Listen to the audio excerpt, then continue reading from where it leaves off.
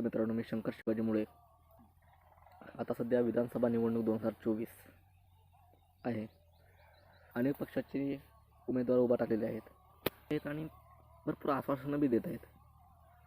पण मला एक म्हणायचं आहे, आश्वासन हे फक्त निवडणुकीपर्यंतच असतं का? निवडणूक झाल्यानंतर त्या आश्वासनाचं काय? आता मागच्या याच्यामध्ये आम्ही निवडून दिलं कोणाला? उद्धव ठाकरे साहेबांना. ठीक आहे. तर उद्धव ठाकरे साहेबांना निवडून दिलं आणि जेव्हा त्यांचा काळ आला तेव्हा कोरोना आला.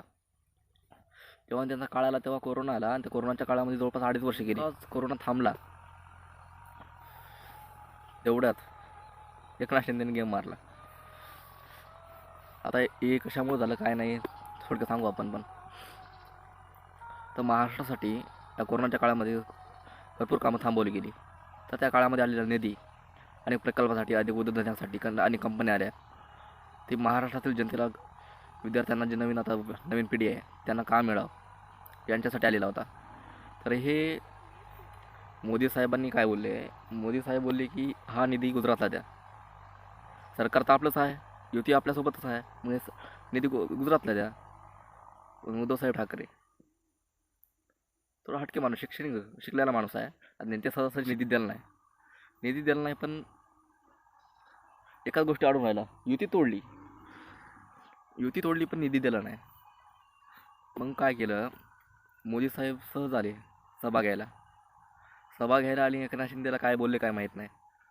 बजेट काय फिक्स केलं असेल, त्या बजेटच्या खाली अनेक आमदार आपल्याकडे घेऊन तर असं बोलले की बाबा हे निधी आम्हाला दे, मुख्यमंत्री तुला करतो.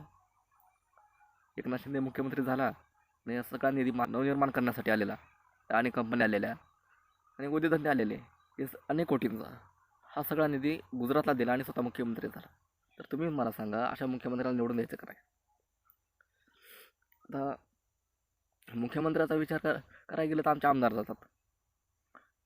अनेक पक्षाचे आमदार आहेत, असे आहेत तसे आहेत. आता भरपूर वेळेस बघितलं आम्ही, दरवेळेस नवीन आमदार निवडून येतो. काही आमदार असे आहेत की कधी निवडून आल्यानं तोंड दाखवत नाहीत, कळत नाही. तर तुम्हीच कमेंटमध्ये सांगा नेमकं करायचं काय.